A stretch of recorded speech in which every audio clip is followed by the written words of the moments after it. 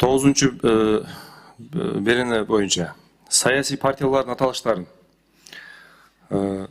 атоого тыюу салынат деп турат да ушул жердечи. Анда кийинки могул шайлоолорго ушундай диний аталыштагы саясий партиялар катыша албай калат да анда, туурабы?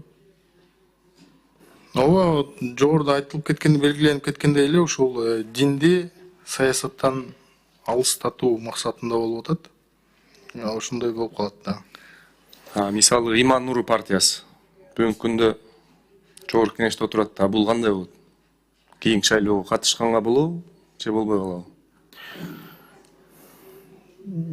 Негизинен бул азыр ушул мыйзам эсли Эгерде мыйзам күчүнө кирип калса, күчүнө кирип калса, анда катыша алабы, катыша албайт? Катыша албай калабы. Рахмат. Анда мына 142-чи берене боюнча азыр эми эски редакциясында турат 55 эсептик көрсөтүктө деп. Жана şu юридикалык жактарга 170 эсептик көрсөтүктө деп. Бул кайсы учурда салынат 142-чи берене? Дин тутуу эркиндиги жана диний бирикмелер жөнүндө мыйзам бузулса деп турат да. Ушул кайсы убакта? 142-чи беренени карасаңыз.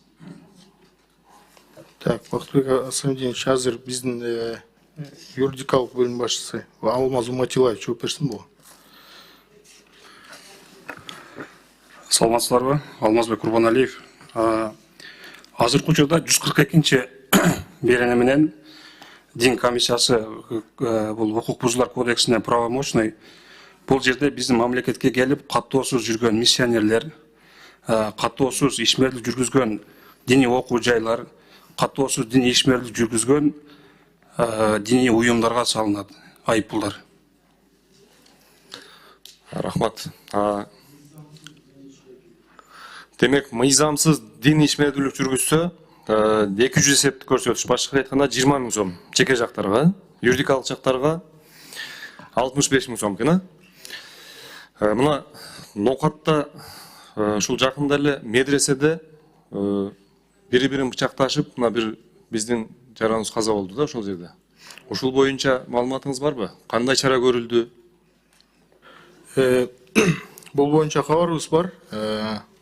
Азыр мен фамилия аты жөнүн эстей албай атам, но эме өзгөнүн жашоочусу келип ошол жакта жана дем салдыруу деп коет. Ошол дем салдырганга келип 3-4 күн жүргөн деп айтылып атат. Анан кийин ал жерде уже 2-3 айдан бери окуп жүргөн бир окуучу менен экөө түнкү саат ушу 1-де пикир келишпестик болуп уруша кетишип, анан жанагы койдун жүнүн алган кайчыны ыргыта чабып, ошол сайылып, анан каза болгон да ал балачы. Но бул боюнча мен толук маалыматты сизге жиберип коелу. Рахмат. Бул деле мындай мыйзамдын эмесине тиешеси жок маселе болгондуктан. Рахмат. Себеби бизге шайлоочуларыбыз кайрылып атышат да. Ушул мына именно ушул ноокаттагы медреседеги болгон иш-чара булчу. Анан эми түн ичинде ал жерде эмне кылып жүрүштү эле биринчи, экинчиден буну карабалган ошол жердеги жетекчилерине, мына ноокаттын имам хатибине эмне чара көрүлдү ушул боюнча бир? Ошол боюнча